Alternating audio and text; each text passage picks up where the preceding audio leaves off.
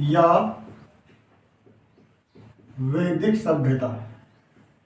वैदिक सभ्यता दोस्तों भारतीय इतिहास का एक ऐसा टॉपिक जिससे कोई ना कोई प्रश्न आपके तमाम परीक्षाओं में जरूर आता ही आता है, चाहे वो आपकी इतिहास से टीजीटी, पीजीटी या DSSB से संबंधित कोई भी बड़ी नौकरी टीचर से संबंधित हो या छोटी मोटी अन्य कोई भी सरकारी नौकरी हो। अगर उसमें इतिहास आता है तो वैदिक काल बहुत ही मोस्ट इम्पोर्टेंट उसके लिए हो जाता है। तो दोस्तों आज हमारी ये चौथी वीडियो है जो कि वैदिक संस्कृति पर है और जिसमें आज हम पढ़ेंगे ऋग्वैदिक नदियों के बारे में। किसके बारे में पढ़ेंगे?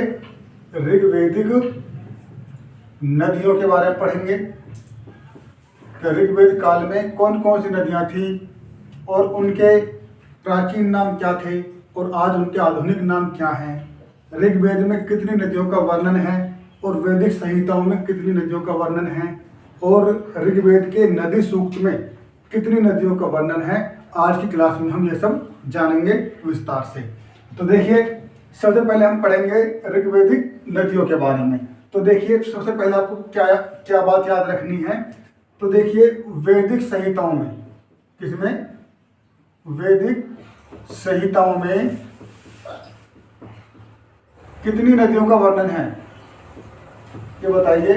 तो देखिए भाई वैदिक संहिताओं में कुल 31 नदियों का वर्णन है।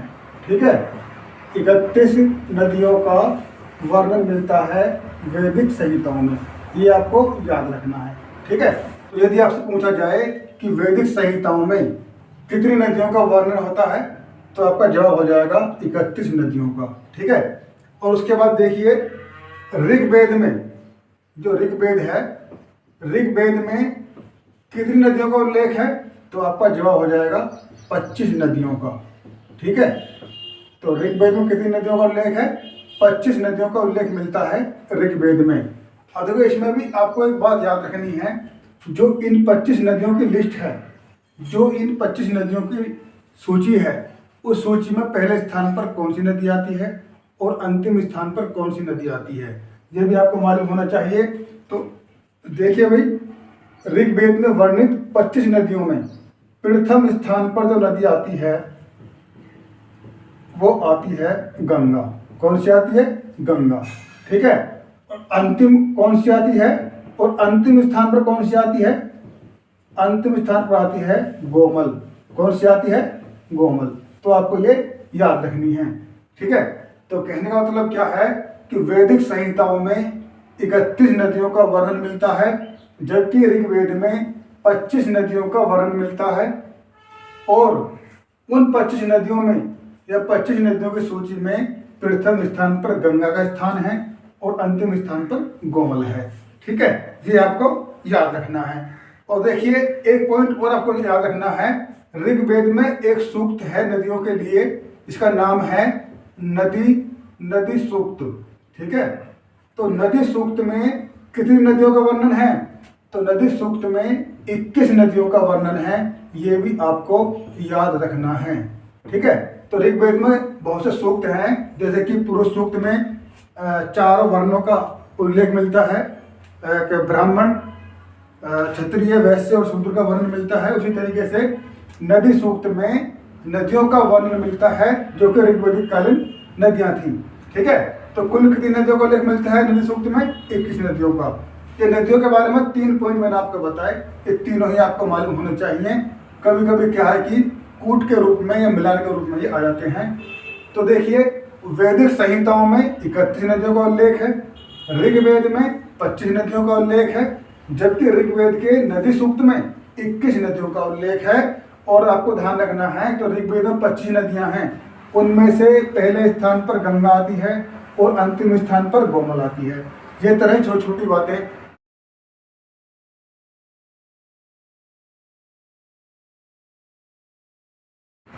ऋग्वैदिक काल की सबसे महत्वपूर्ण नदी कौन सी है? सबसे महत्वपूर्ण नदी कौन सी है ये आपको बताना है।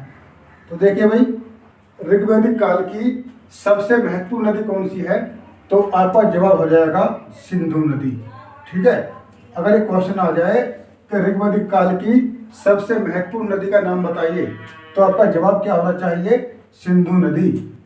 सिंधु नदी के बाद में किसका स्थान है? तो आपका जवाब होना चाहिए सरस्वती का। किसका? सरस्वती नदी का। सरस्वती नदी को इसको सबसे पवित्र नदी माना गया है। सबसे पवित्र नदी माना गया है किसको? सरस्वती नदी को। ठीक है। तो ये पॉइंट आपको याद रखने हैं कि ऋग्वैदिक काल की सबसे महत्वपूर्ण नदी कौन सी है? तो वो है सिंधु। और सिंधु के बाद में सबसे महत्वपूर्ण नदी कौन सी है? तो वो हो जाएगी सरस्वती। और सरस्वती को उस काल की सबसे पवित्र नदी माना गया है। और इसके लिए अलग अलग नाम दिए गए हैं, जैसे कि नदी तमा। क्या? नदी तमा। और एक होता माते तमा। माते तमा और नदी तमा, माते तमा और देवी तमे। देवी तमे। तो इस तरीके के नामों से, अलग अलग नामों से संबोधित किया गया है एक पवित्र नदी होने के कारण। ठीक है। तो सरस्वती उस काल की सबसे पवित्र नदी थी, जिसको नदी तमा, माते तमा या देवी तमे के नाम से भी जाना जाता है। तो आपको याद रखना है कि नदी तमा किसे कहा गया है? सरस्वती को। माते तमा सरस्वती को और देवी तमे सरस्वती को कहा गया है। ठीक है। तो एक क्वेश्चन इसका भी बन जाता है। अब सरस्वती को लेकर के एक क्वेश्चन और बनता है कि पाकिस्तान में सरस्वती नदी को क्या कहते हैं? पाकिस्तान में सरस्वती के क्या क्या नाम हैं?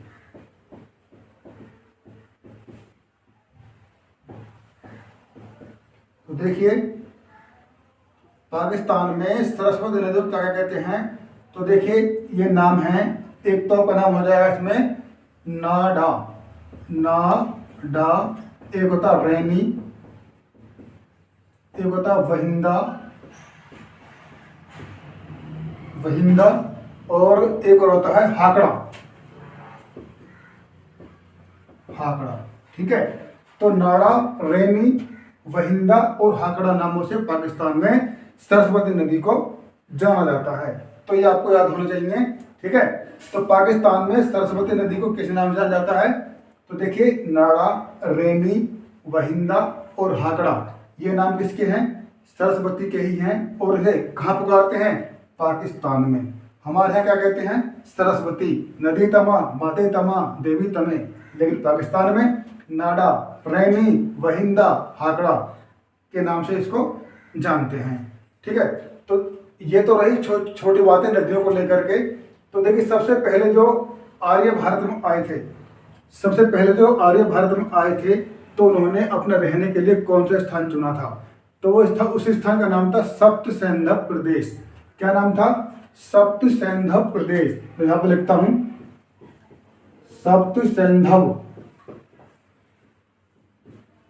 सप्तसैंधव प्रदेश। इसमें ये रहते थे।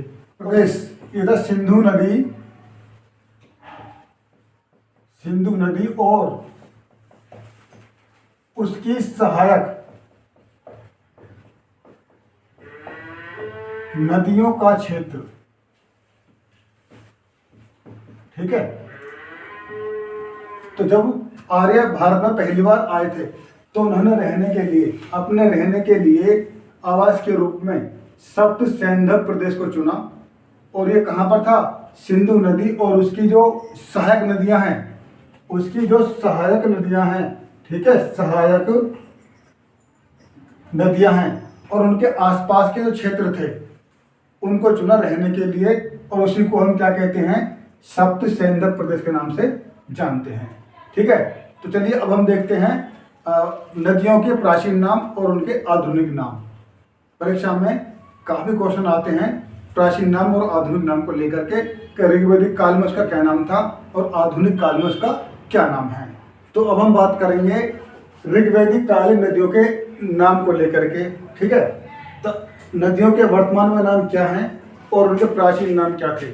तो पहले ही मैंने वर्तमान नाम लिख लिए हैं, कहीं कोई नाम छूट ना जाए इसलिए। ठीक है, अब मैं इनके प्राचीन नाम लिखूंगा इनके आगे, इससे क्या होगा आपकी तैयारी बात अच्छी हो जाएगी। तो देखिए ये कुछ नदियां हैं जिनके वर्तमान में अब नाम हैं, यानी कि इनके आधुनिक नाम हैं। सतलज, चिनाब, सिंध, गोमल, सोहन, व्यास, रावी, झेलम, कुर्रम, काबुल, स्वात और गंडक। इन नदियों के प्राचीन नाम क्या थे वो हमें जानने हैं। तो देखिए सबसे पहले बात करूंगा मैं किसके बारे में, सतलज की। तो सतलज का प्राचीन नाम क्या था, ठीक है, शतोद्री इसका प्राचीन नाम था। चुनाव का होगा अश्किनी, अश्किनी, ठीक है। ये आपको याद रखना है कि सतलज का प्राचीन नाम क्या है, शतोद्री। चिनाब का प्राचीन नाम क्या है, अश्किनी। और सिंध का प्राचीन नाम क्या है, सिंध का प्राचीन नाम है सिंधु, ठीक है। गोमल का प्राचीन नाम गोमती। उसके बाद देखिए सोहन, जो सोहन नदी है, सोहन नदी का प्राचीन नाम क्या है, सुसोमा। क्या हो जाएगा, सुसोमा, ये इसका प्राचीन नाम है सोहन का, ठीक है। अब देखिए बात करेंगे व्यास नदी की। तो व्यास का जो प्राचीन नाम है क्या है, वो है विपाशा, विपाशा, ठीक है। रावी, रावी का प्राचीन नाम है परुषणी, परुषणी, ठीक है, परुषणी रावी का प्राचीन नाम है। झेलम, झेलम का प्राचीन नाम क्या था भाई, ये था वितिस्ता, वितिस्ता झेलम का प्राचीन नाम है। और देखिए तुम्हारा कुर्रम है, तो कुर्रम का जो प्राचीन नाम है वो हो जाएगा क्रुमु। क्या हो जाएगा, क्रुमु। और काबुल, जो काबुल है, काबुल का प्राचीन नाम क्या हो जाएगा, कुभा, काबुल कुभा, ऐसे करके याद रखना, काबुल कुभा, ठीक है, काबुल कुभा। उसके बाद बात करूंगा मैं स्वात की। तो देखिए स्वात है, स्वात का जो प्राचीन नाम है वो है सुवास्तु, सुवास्तु। और गंडक, गंडक का प्राचीन नाम है सदा नीरा, सदा नीरा। तो ये कुछ नदियां हैं जिनके वर्तमान नाम और प्राचीन नाम हमको याद होना चाहिए। तो एक बार दोबारा देख लीजिए। तो देखिए सतलज, सतलज का प्राचीन नाम है शतोद्री, ठीक है, सतलज का प्राचीन नाम शतोद्री है।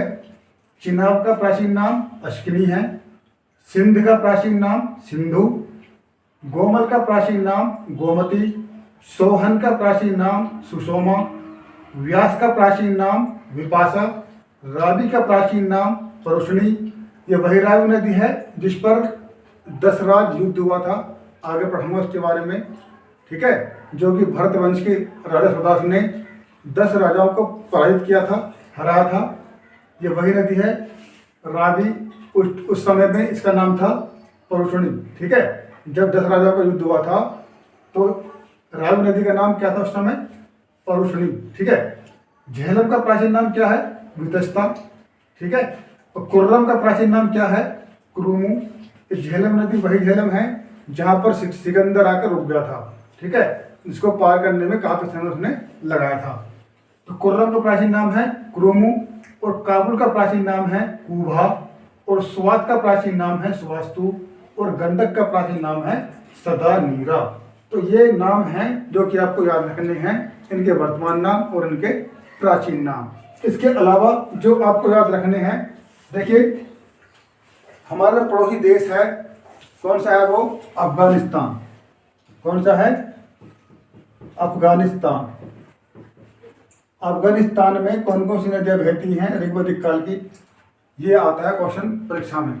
तो देखिए आपको नदियों के नाम मालूम होने चाहिए जो कि अफगानिस्तान में बहती हैं। तो देखिए एक नदी है कुभा, कौन सी है वो, कुभा। और दूसरी है कुरुमु, कुभा, कुभा, कुरुमु, गोमती और स्वास्तु, गोमती और स्वास्तु, गोमती और सुवास्तु, सुवास्तु। ये नदियां हैं 4, ठीक है, ये आपको याद रखनी है। कुभा, कुरुमु, गोमती और सुवास्तु, ये 4 नदी कहाँ पर हैं, ये चारों नदियां अफगानिस्तान में हैं। परीक्षा में क्या आता है, क्वेश्चन बनेगा कि निम्नलिखित में से कौन सी नदी अफगानिस्तान में नहीं है या नहीं थी। तो 3 ऑप्शन ठीक देगा, एक जगह गलत, वो आपको पहचानना है। तो कुभा, क्रूमू, गोमती और स्वास्तु, ये आपको याद रखनी है। चलिए अब देखते हैं पंजाब के बारे में। तो देखिए पंजाब जो है एक भारत का राज्य है, ठीक है। पंजाब एक भारत का राज्य है और पंजाब का जो नाम है, पंजाब का जो नाम है वो भी 5 नदियों के नाम पर पड़ा। 5 नदियों के नाम पर रखा गया था पंजाब का नाम पंजाब। अब वो 5 नदियां कौन कौन सी थी ये भी आपको मालूम होना चाहिए कि आखिर 5 नदियां कौन कौन सी थी जिसके नाम पर पंजाब का नाम पंजाब रखा गया। तो देखिए वो नदियां हैं सतलज, नंबर 1 सतलज, ठीक है। नंबर 2 रावी, सतलज, रावी, और उसके बाद में चिनाब, ठीक है। सतलज, रावी, चिनाब, उसका नंबर 3 कर लेंगे। 2 नदियां और रहेगी, वो कौन कौन सी हैं? एक तो हो जाएगी झेलम, झेलम, और 5 नंबर पर आएगी आपकी कौन सी रह गई? सतलज, रावी, चिनाब, झेलम, एक होती व्यास, व्यास। तो ये 5 नदियां हैं सतलज, रावी, चिनाब, झेलम और व्यास, जो कि पंजाब में बहती हैं और पंजाब की भूमि को उन्नत बनाती हैं, ठीक है। और इन्हीं 5 नदियों के नाम पर इस राज्य का नाम पंजाब रखा गया। सतलज, रावी, चिनाब, झेलम और व्यास, ये 5 नदियां हैं जो आपको याद रखनी है, ठीक है। अब इसके बाद देखिए, चलिए पहले इसको नोट कर लीजिए, इसको मिटाना पड़ेगा। नदियों के अतिरिक्त कुछ शब्द ऋग्वेदिक काल के ऐसे हैं जिनके बारे में परीक्षा में बार बार पूछा जाता है। तो देखिए 2 शब्द मैंने लिए हैं, एक शब्द है आर्यव्रत और दूसरा है मुझवंत। इनका क्या मतलब है? ये ऋग्वेदिक शब्द हैं, आखिर इनका क्या मतलब है वो हमको मालूम होना चाहिए। आर्यव्रत किसे कहा गया है? आर्यव्रत किसको कहा गया है?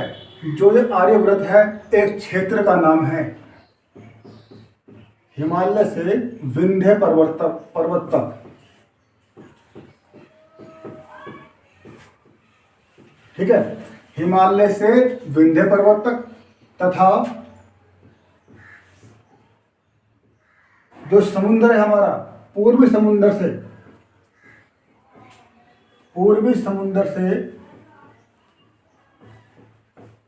पश्चिमी समुद्र तक, पश्चिमी समुद्र तक का क्षेत्र, ठीक है। एक बार दोबारा देखिए, जो आर्यव्रत है ये एक क्षेत्र है और ये कहां से कहां तक का माना गया है? तो देखिए हिमालय से लेकर के विंध्य पर्वत तक तथा पूर्वी समुद्र से लेकर के पश्चिमी समुद्र तक का जो क्षेत्र है उसको आर्यव्रत कहा गया था, ठीक है, उसको आर्यव्रत कहा गया था। अब हम बात करेंगे मुझवंत की। तो मुझवंत क्या है भाई? तो देखिए मुझवंत जो है ये हिमालय की सबसे ऊंची चोटी को कहा गया है, चोटी को कहा गया है, ठीक है। जो हिमालय की सबसे ऊंची चोटी को मुझवंत कहा गया उस टाइम में, ठीक है। और ये किस काम में आती थी? तो देखिए जो मुझवंत है ये आती थी किसके लिए? यहाँ पर जो सोमरस, ये सोमरस के लिए प्रसिद्ध थी, ठीक है। सोमरस यहाँ से प्राप्त करते थे, सोमरस के लिए यह है प्रसिद्ध थी, ऐसे लिख लीजिए। ये 2 बातें आपको याद रखनी है, ठीक है। तो आर्यव्रत का बताया मैंने। आर्यव्रत क्या है कि हिमालय से विंध्य पर्वत तक तथा पूर्वी समुद्र से पश्चिमी समुद्र तक का जो क्षेत्र है उसको आर्यव्रत कहा जाता है। मुझवंत क्या है? ये हिमालय की सबसे ऊंची चोटी है, ठीक है, और यह सोमरस के लिए प्रसिद्ध थी, सोमरस के लिए यह प्रसिद्ध थी। चलिए अब देखते हैं हम वैदिक संस्कृति की जो प्रशासनिक इकाइयाँ थी और हम उनके बारे में जानकारी करेंगे जो कि बहुत मोस्ट इम्पोर्टेंट होती हैं और टीजीटी पीजीटी के लिए तो एकदम समझ लीजिए बस रामबाण चीज है।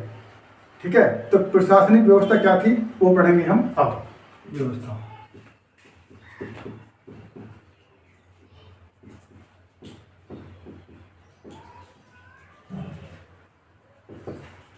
तो दोस्तों अब हम पढ़ेंगे ऋग्वेद कालीन राजनीतिक व्यवस्था। तो वैदिक काल में या ऋग्वेदिक काल में राजनीतिक व्यवस्था कैसी थी, उसकी इकाइयाँ क्या थी, प्रशासन की इकाइयाँ कौन कौन सी थी। पहले हम यह पढ़ेंगे नंबर 1 पर प्रशासनिक इकाइयाँ। ठीक है, प्रशासनिक इकाइयाँ कौन कौन सी थी। तो देखो भाई, सबसे पहले जो सबसे छोटी इकाई थी वो क्या होती है बताइए। ऋग्वेदिक काल की प्रशासन की सबसे छोटी इकाई कौन सी थी, वो थी कुल। कौन सी थी, कुल। कुल के बाद क्या बनता था, ग्राम। ग्राम के बाद क्या बनता था, विश्व। विश्व के बाद बनता था जनपद, जन। ठीक है, तो पहले क्या है हमारा कुल। कुल बन गया। कुल में क्या होता था, इसमें कई परिवार मिलकर के कुल का निर्माण करते थे। ठीक है, कई परिवार मिलकर के इसका निर्माण करते थे, या ये कहिए कई परिवारों का समूह होता था। और इसको आपको क्या समझना है इसमें, और ये सबसे छोटी इकाई थी प्रशासन की, सबसे छोटी इकाई थी, सबसे छोटी इकाई थी। ये आपको याद रखना है। ठीक है, जो कुल है सबसे छोटी इकाई थी और कई परिवारों का समूह मिलकर के एक कुल का निर्माण करता था। और कई सारे कुल मिलकर के क्या बनाते थे, कई सारे कुल मिलकर बनाते थे ग्राम। क्या बनाते थे, ग्राम। ठीक है, ग्राम बनाते थे। और कई सारे गांव मिलकर के बनाते थे क्या, विश्व। क्या बनाते थे, विश्व। और कई सारे विश्व मिलकर के ये बनाते थे जन। ठीक है, तो ये थी प्रशासन की इकाइयाँ, कुल, ग्राम, विश्व और जन, जो आपको याद रखने हैं। जो ग्राम बनता था, इसका जो राजा होता था या इसका जो प्रधान होता था, ग्राम का प्रधान कौन होता था, कौन होता था, जो ठीक है, ग्राम का प्रधान या ग्रामणी कहलाता था। और कई सारे कुल मिलकर के ग्राम का निर्माण करते थे।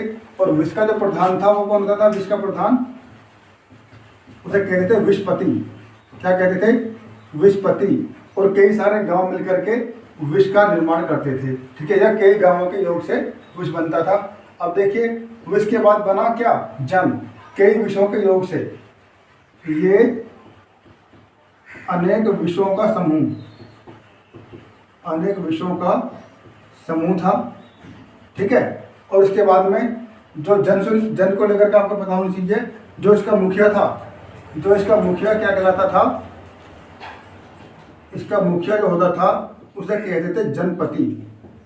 जनपति, जनपति कहते थे या राजा। ठीक है, जनपति या राजा इसको कहते थे, जो कि जन का मुखिया होता था। जैसे कि विश्व का मुखिया कौन हो गया, विश्वपति। ग्राम का मुखिया ग्रामणी। ठीक है, ये और जन का मुखिया जनपति या फिर राजा होता था। और ऋग्वेद में देखिए, ये जो जन शब्द है, ये जन शब्द जो है, जन शब्द ऋग्वेद में कितनी बार आया है, ऋग्वेद में जन शब्द जो है ये कितनी बार आया है। तो बताइए भाई, जन शब्द जो आया है ये आया है 275 बार। कितनी बार आया है, 275 बार आया है, जो कि सर्वाधिक है। ठीक है, जो कि सर्वाधिक है। सबसे अधिक बार प्रयोग होने वाला शब्द कौन सा है, तो वो है जन। ठीक है, और एक बात और देखिए, जन और जनपद, जन और जनपद एक अलग चीजें होती हैं। ऋग्वेद में कहीं भी जनपद शब्द का उल्लेख नहीं मिलता है। ठीक है, अगर क्वेश्चन आए कि ऋग्वेद में जनपद कितनी बार आया है, तो जनपद 0 बार आया है। ठीक है, जन आया, केवल जनपद नहीं आया उसमें। ठीक है, केवल जनपद जो है ये दूसरी नगरीकरण हुआ था, द्वितीय नगरीकरण। जब महाजनपद काल आएगा तब उसमें आप जनपद के बारे में पढ़ेंगे। जनपद, जन से बने जनपद, जनपद से बने फिर महाजनपद। तो महाजनपद काल कब शुरू हुआ था, 6वीं शताब्दी ईसा पूर्व में हुआ था। तो वैदिक काल समाप्त करने के बाद में मैं वही पढ़ाने वाला हूँ, तो इनके बारे में आपको बिल्कुल विस्तार से समझाऊंगा। जन, जनपद और महाजनपद ये कैसे कैसे बने, क्या क्या प्रोग्रेस हुआ, कैसे कैसे विकास हुआ, सारी बातें मैं आपको आगे बताऊंगा। लेकिन पहले हम वैदिक काल को अच्छी तरीके से समझ लें और पढ़ लें, ठीक है। तो मेरा कहने का मतलब क्या है कि ऋग्वेद में जन शब्द का प्रयोग या जन शब्द को 275 बार दोहराया गया है, जो कि सर्वाधिक है, ठीक है। और जनपद शब्द का उल्लेख ऋग्वेद में नहीं मिलता है एक भी बार, ये आपको बिल्कुल दिमाग में याद रखना है। तो चलिए अब जो बात आ गई है कि ऋग्वेद में कौन सा शब्द कितनी बार आया है, तो यह भी बहुत ज़्यादा जरूरी होता है, क्योंकि परीक्षा में ऐसे क्वेश्चन बार बार दोहराए जाते हैं कि कौन सा फलाना शब्द ऋग्वेद में कितनी बार आया है, 275 बार, 200 बार, 150 बार या इतनी बार। तो इस तरीके से आपको सब कुछ मालूम होना चाहिए कि कौन सा शब्द कितनी बार आया है। तो चलिए कुछ जानते हैं कुछ महत्वपूर्ण शब्दों को, और देखना अगर कोई ऐसा क्वेश्चन आएगा ना तो इनसे अलग बिल्कुल भी नहीं आएगा जो मैं करा रहा हूँ। कई सारी किताबों को मिला करके मैंने ये नोट्स तैयार किया है, एक एक शब्द को चुन चुन के मैंने किताबों से निकाला है, और जो मैं आपको पढ़ा रहा हूँ ना ये सब उसी नोट्स का एक निचोड़ है। भरोसा रखिए, जो मैं करा रहा हूँ ये आप पूरा कर लीजिए, इससे बाहर कुछ नहीं होगा, ठीक है, ऐसा मेरा मानना है। तो चलिए देखते हैं कि ऋग्वेद में कौन सा शब्द कितनी बार आया है। शब्द हैं और ऋग्वेद में उनका कितनी बार उल्लेख हुआ है वह मैंने सबको यहाँ पर लिख लिया है, ताकि कोई छूट ना जाए। परीक्षा में एक न एक प्रश्न तो ऐसा बनता ही है। तो देखिए, तो ऋग्वेद में सबसे ज्यादा प्रयोग होने वाला कोई शब्द है तो वो कौन सा है? जन, जो कि 275 बार प्रयोग में लाया गया है। और देखिए, जन से बनता है जनपद। जनपद का ऋग्वेद में कोई भी उल्लेख नहीं है, ये आपको याद रखना है। अभी मैंने इसके बारे में बताया था आपको। अब देखिए, इंद्र, ये बहुत ही मोस्ट है, काफी बार परीक्षा में आ गया है। इंद्र और अग्नि का तो कई बार आ चुका है। इंद्र जो शब्द है ये ऋग्वेद में 250 बार इसका उल्लेख हुआ है, और विश्व शब्द का जो उल्लेख है 170 या 171 बार हुआ है। अपने हिसाब से देख लेना, ठीक है। 170 या 171 बार विश्व शब्द का उल्लेख हुआ है ऋग्वेद में। उसी तरीके से आर्य शब्द का उल्लेख हुआ है 33 बार, ठीक है। पृथ्वी, राजा, वैश्य, शूद्र और गंगा, ये कुछ नाम हैं। पृथ्वी, राजा, वैश्य, शूद्र और गंगा, ये जो शब्द हैं इनका केवल एक एक बार ही ऋग्वेद में उल्लेख मिलता है। कौन कौन से हैं, ध्यान सुनिए। पृथ्वी का एक बार उल्लेख हुआ है, राजा का भी एक बार उल्लेख हुआ है, वैश्य का भी एक बार उल्लेख हुआ है, शूद्र का भी एक बार उल्लेख हुआ है, और गंगा का भी एक बार ही उल्लेख हुआ है। जबकि यमुना का 3 बार उल्लेख हुआ है। देखिए, रुद्र और यमुना, रुद्र क्या है? भगवान शिव का रूप है रुद्र, और यमुना एक नदी है। तो रुद्र और यमुना का 3 बार उल्लेख हुआ है, ठीक है। गंगा का 1 बार और यमुना का 3 बार, ऐसे आप याद रखना। अब देखिए, कुछ संस्थाएं हैं। सभा एक संस्था थी ऋग्वैदिक काल की, जिसका 8 बार उल्लेख हुआ है। उसके बाद समिति का स्थान आता है, इसका 9 बार उल्लेख हुआ है। उसके बाद तीसरी संस्था थी विदथ, इसका जो उल्लेख हुआ है 122 बार हुआ है। सभा क्या काम करती थी? इसमें वृद्धजन और जो उस समय के जो अमीर जन थे वो इसमें हिस्सा लेते थे, ठीक है। वो ही इसमें बैठते थे, वृद्धजन और जो अमीर लोग थे, ठीक है। और ये समिति जो थी ये राजा को चुनती थी, अपने राजा को चुनती थी और उसको पद से हटा भी सकती थी, ठीक है। और उसके बाद विदथ, यहाँ पर क्या धार्मिक कार्य होते थे, और यहाँ पर लोग युद्ध के बाद इकट्ठा होते थे और युद्ध में लूटे गए माल को आपस में बांट लिया करते थे, तो वो थी विदथ। इसका जो उल्लेख हुआ है 122 बार हुआ है। तो इनको इसकी जानकारी पूरी तरह से रट लें, जो दिमाग उतार लें। केवल सभा जो शब्द है इसका उल्लेख 8 बार हुआ है, समिति का 9 बार हुआ है, और विदथ का 122 बार हुआ है। अब देखिए, बात करेंगे राष्ट्र की। जो राष्ट्र शब्द है इसका 10 बार उल्लेख हुआ है, ठीक है। बृहस्पति का 11 बार उल्लेख हुआ है, और ग्राम का 13 बार उल्लेख हुआ है। ठीक है। तो ग्राम शब्द है इसका 13 बार उल्लेख हुआ है और ब्राह्मण शब्द का 15 बार उल्लेख हुआ है। ठीक है, ब्राह्मण शब्द का जो उल्लेख हुआ है ऋग्वेद में वो 15 बार हुआ है, जबकि वैश्य और शूद्र का केवल एक बार ही उल्लेख हुआ है। सेना शब्द का जो उल्लेख हुआ है 20 से अधिक बार हुआ है। 20 से अधिक का मतलब क्या है, 21 भी हो सकता है, तो आपको अपने इसके ऑप्शन के हिसाब से देख लेना है। वर्ण शब्द का जो प्रयोग हुआ है, उल्लेख हुआ है, वो 23 बार हुआ है। कितनी बार हुआ है? 23 बार। वरुण 23 बार आया है। और वरुण जो कि भगवान का रूप है, भगवान है वरुण, तो ये 30 बार उल्लेख हुआ है। और कृषि शब्द का जो उल्लेख हुआ है वो 33 बार हुआ है और 33 बार ही आर्य शब्द का उल्लेख हुआ है।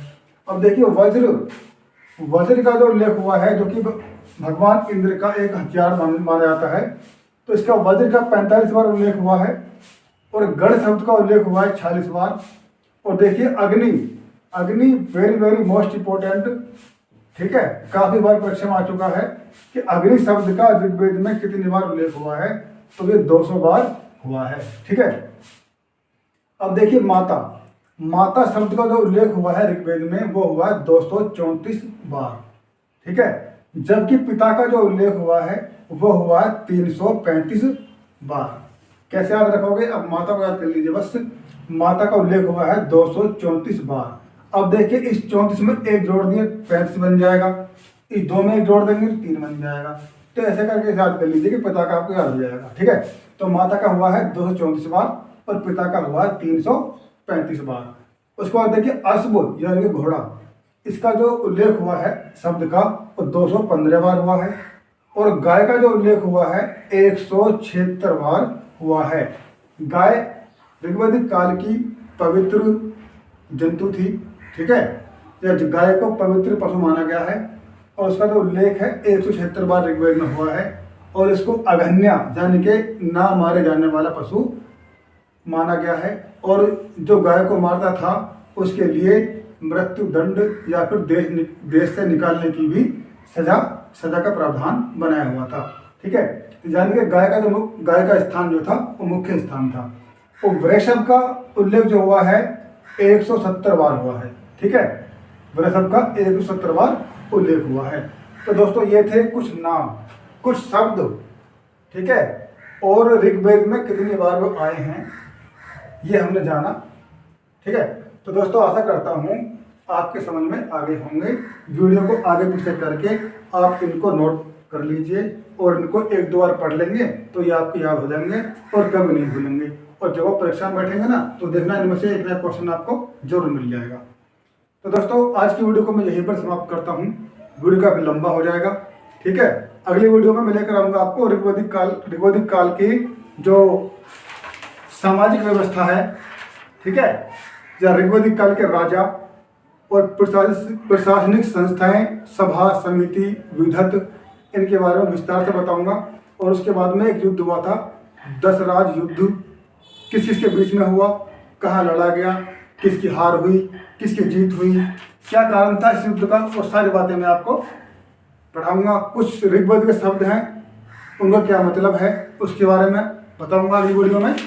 और ऋग्वैदिक सामाजिक व्यवस्था के बारे में आपको बताऊंगा, जिसमें परिवार, वर्ण व्यवस्था, ठीक है, ये ब्राह्मण, क्षत्रिय, वैश्य, शूद्र, सबके बारे में डिटेल में आपको बताने वाला हूँ।